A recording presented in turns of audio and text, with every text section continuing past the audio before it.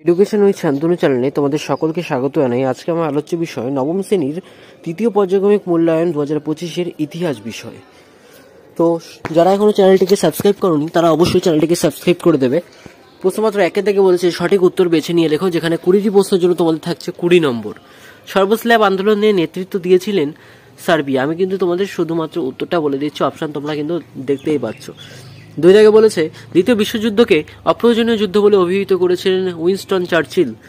3 নম্বর প্রশ্নপত্রে আছে জার্মানির অভিযানের সময় ইটালি অক্ষশক্তির পক্ষে দ্বিতীয় বিশ্বযুদ্ধ যোগ দেয় রাশিয়া। 4 নম্বরের প্রশ্নপত্রে বলেছে মিত্রবাহিনী ইটালির রাজধানী রোম দখল করে।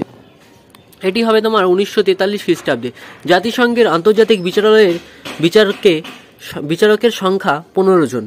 জাতিসংঘের সাধারণ সভায় প্রতি সদস্য রাষ্ট্র সর্বাধিক কতজন প্রতিনিধি প্রেরণ করতে পারেন? উত্তর হবে 5 জন। জাতিপুঞ্জের সাধারণ সভার অধিবেশন বসে প্রতি বছর সেপ্টেম্বর মাসে। 8 থেকে প্রশ্নমতে বলা হয়েছে জাতিপুঞ্জের দ্বিতীয় মহাসচিব ছিলেন দ্য হ্যামারশিল্ড। 1938 খ্রিস্টাব্দে মিউনিস চুক্তি কার মধ্যস্থায় হয়েছিল, অর্থাৎ কার মধ্যে হয়েছিল? এটি হবে মুসোলিনির মধ্যে। ক্যাথলিক গির্জাকে বিশেষ অধিকারপ্রাপ্ত উৎপাত বলে অভিহিত করেছেন ভলতেয়ার। ফরাসি বিপ্লবের আগে রাজার বিশেষ অধিকারকে বলা হতো সাসপেন্ডিস ভিটো। কোন সন্ধির দ্বারা প্রাশিয়ার সঙ্গে দক্ষিণ জার্মানি যুক্ত হয়? উত্তর হবে প্রাগের সন্ধি। 13 থেকে প্রশ্নপত্রে বলা হয়েছে ফ্রান্সের বাইরে জুলাই বিপ্লবের প্রভাবে গণতন্ত্র ও জাতীয়তাবাদ সফল হয়েছিল। উত্তর হবে বেলজিয়ামে। তুরস্কের অধীনতা ছিন্ন করে 1829 খ্রিস্টাব্দে স্বাধীনতা লাভ করেছিল। এটি হবে রোমানিরা। প্রাশিয়া বিয়ারিটসদের গোপন চুক্তি স্বাক্ষর করে ফ্রান্সের সঙ্গে। ফ্রেন্ড অব দ্য পিপলস পত্রিকার সম্পাদক ছিলেন জা পল মেরাটস। রাশিয়ার বুর্জোয়া প্রজাতান্ত্রিক সরকারের দ্বিতীয় প্রধানমন্ত্রী ছিলেন টোটিস্ক। 18 থেকে বলেছে ভার্সাই সন্ধি দ্বারা মেলে বন্দরটি দেওয়া হয় লিথুয়ানিয়া। নাৎসি দলের গুপ্ত পুলিশ বাহিনীর প্রধান ছিলেন এর্নেস্ট রোমে। লেনিস্ট এপ্রিল থিসিসে দেশের সব ক্ষমতা তুলে নেওয়ার দাবি করেছিলেন সোভিয়েতের কাছে। আচ্ছা, তারপরে বলেছে প্রতিটি উপবিভাগ থেকে অন্তত একটি করে প্রশ্ন নিয়ে মোট 16টি প্রশ্নের উত্তর দাও, যেখানে 16টি প্রশ্নের উত্তর দিতে হবে। 16টি প্রশ্নের জন্য তোমার থাকছে 16 নম্বর। তো এখানে নাম্বারটা ভুল দেওয়া আছে, এখানে হবে 16 নম্বর। 1 থেকে প্রশ্ন মতো বলা হয়েছে আমেরিকা কত খ্রিস্টাব্দে মিত্রপক্ষে যোগ দেয়? উত্তর হবে আমেরিকা 1941 খ্রিস্টাব্দে মিত্রপক্ষে যোগ দেয়। রুজভেল্ট কোথা থেকে ইউনাইটেড ন্যাশনাল কথাটি গ্রহণ করেন? রুজভেল্ট কবি লর্ড বায়ন রবের চাইল্ড হোল্ডেস কবিতা থেকে ইউনাইটেড নেশন কথাটি গ্রহণ করেন। কার প্রস্তাব অনুসারে সম্পত্তির ভিত্তিতে ফরাসি নাগরিকদের 2টি ভাগে ভাগ করে দেওয়া হয়? সংবিধান সভার প্রস্তাব অনুসারে সম্পত্তির ভিত্তিতে ফরাসি নাগরিকদের 2টি ভাগে ভাগ করা হয়।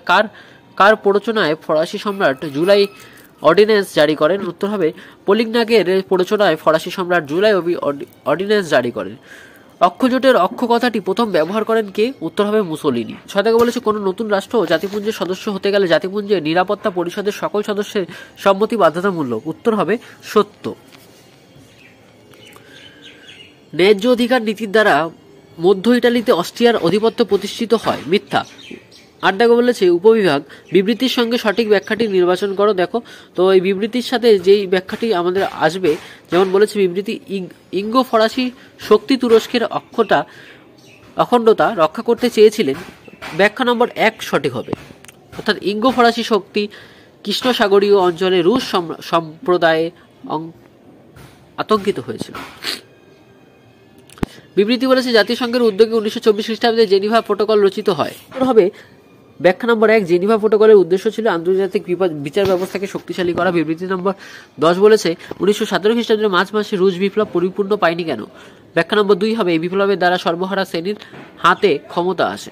নিচে প্রশ্নগুলো উত্তর দাও, যেখানে 2-3টি বাক্যে আমাদের উত্তর দিতে হবে।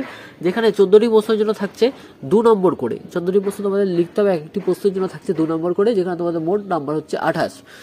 তো 1 থেকে প্রশ্নপত্র বলা হয়েছে লেভেনস্টাউন তত্ত্ব কি? ইটালি কেন আবেসিনিয়া আক্রমণ করেছিল? জাতিসংঘের লীগ পরিষদের কাজ কি? ফ্যাসিবাদ ও গণতন্ত্রের মধ্যে 2টি পার্থক্য লেখো। কোন ঘটনাকে গণতন্ত্রের মরক বলা হয়? জার্মানি কেন এর সদ্যপদ ত্যাগ করে? জাতিপুঞ্জ ভোটে প্রয়োগ করতে পারা তাদের নাম লেখো। ফ্রান্সের ইতিহাসে বুর্জোয়া বিপ্লবের 2টি গুরুত্ব লেখো। ফ্রান্সের সন্ত্রাসের শাসনকালে জননিরাপত্তা কমিটি কেন গঠিত হয়েছিল? 10 থেকে বলেছে কে এবং কেন বলেছিলেন ব্যক্তি ও নাগরিকের ঘোষণাপত্রের মাধ্যমে ফরাসি বিপ্লবের কালজয়ী আবেদন সূত্রপাত ঘটে? 11 থেকে বলেছে ফ্রান্সে কার রাজত্বকালে এবং কেন দ্বিতীয় সাম্রাজ্য বলা হয়। 12 থেকে বলেছে ভিয়েনা সম্মেলনের দ্বারা ইতালির প্রতি গৃহীত দুটি পদক্ষেপ উল্লেখ করো। 13 থেকে প্রশ্নপত্রে বলা হয়েছে ভূমিদাস মুক্তির সনদ দ্বারা রাশিয়ার ভূমিদাসরা কেন প্রকৃত অর্থনৈতিক স্বাধীনতা পায়নি। 14 থেকে বলা হয়েছে স্টোলিপিন প্রতিক্রিয়া বলতে কি বোঝো। ডি থেকে বলেছে নিচে প্রশ্নগুলি 7-8টি বাক্য উত্তর দাও, যেখানে তোমাদের 6টি প্রশ্নের জন্য তোমাদের 4 নম্বর করে থাকছে, 4 24 নম্বর। 1 থেকে বলেছে বিশ্ব শান্তি প্রতিষ্ঠার উড্রো উইলিয়ামসের 14 দফা নীতি কি ভূমিকা নিয়েছিল। 2 থেকে বলেছে ইঙ্গো ফরাসি শক্তি কেন তোষণ নীতি গ্রহণ করেছিল অথবা জার্মানি কেন রাশিয়া আক্রমণ করেছিলেন। 3 থেকে বলেছে ফ্যাসিবাদের মূল লক্ষ্য কি ছিল অথবা রোম বার্লিন টোকিও অক্ষচুক্তি কিভাবে গড়ে ওঠে। 4 থেকে বলেছে ফ্রান্সের সন্ত্রাসের শাসনকালে গ্রহণযোগ্যতা বিচার করো অথবা ফরাসি বিপ্লবে নারীর অবদান উল্লেখ করো। 5 থেকে বলেছে ফ্রান্সের 1948 খ্রিস্টাব্দে বিপ্লব ইউরোপে কি প্রভাব ফেলেছিল অথবা ইটালির ঐক্য শাসনে ফ্রান্সের ভূমিকা পর্যালোচনা করো। 1917 খ্রিস্টাব্দে বিপ্লবের মাধ্যমে বলশভিক দল কিভাবে রাশিয়ার শাসন ক্ষমতা দখল করে অথবা লেনিন কেন রাশিয়ার নতুন অর্থনৈতিক নীতি ঘোষণা করে। এখানে কিন্তু তোমরা অথবাও লিখতে পারো বা যে কোনো একটি প্রশ্ন লিখতে পারো, কিন্তু একটি একটি করে সবকটার থেকে 6টা প্রশ্ন থেকে অথবাও লিখতে পারো বা প্রশ্নগুলোও কিন্তু তোমরা লিখতে পারো। তো এর আগে বলেছে যে কোনো একটি প্রশ্নের উত্তর দাও, যেখানে হচ্ছে 15 বা 16টি বাক্যে, যেখানে থাকছে তোমাদের 8 নম্বর। তো 1929 খ্রিস্টাব্দে বিশ্বব্যাপী অর্থনৈতিক মহামন্দতার কারণগুলি কি ছিল।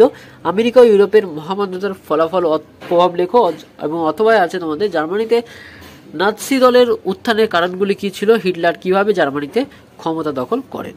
তো এই ছিল তোমাদের নবম শ্রেণীর পরীক্ষার্থী বন্ধুদের জন্য ইতিহাস বিষয়ে তৃতীয় পর্যায়ক্রমিক মূল্যায়ন 2025-এর নমুনা প্রশ্নপত্র, সাথে তার উত্তর। প্রশ্নপত্রটি তোমাদের কেমন লাগলো তো অবশ্যই জানাবে। চ্যানেল নতুন হতে একটু চ্যানেলটিকে অবশ্যই সাবস্ক্রাইব করে দেবে।